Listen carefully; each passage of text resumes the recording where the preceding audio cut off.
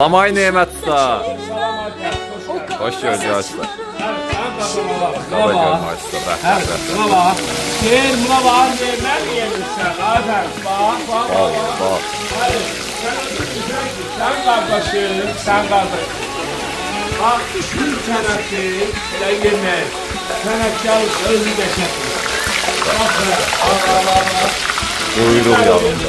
Zakazımız çok. Maşallah. Ürünlerim, zakazımız haddinden artık çok. Buna bak. Sen bileceksin ki bari. Ben istiyorum aferin. Tamam geçecekler var. Ben bu arkamızsınız da çok geliyor. Bak. Göreceğiz. Bunu geçecek var Ferit. Bak. Çepçimin şalampırı.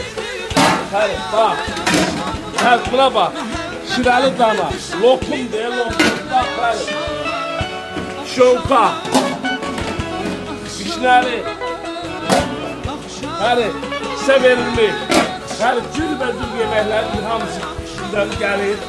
Yani bir gün hani tatlı yeməklər, qəşəng yeməklər, yemək sizə gəlin çobanzadəyə, gəlin bal restoranına, Neymət Əminin yanına.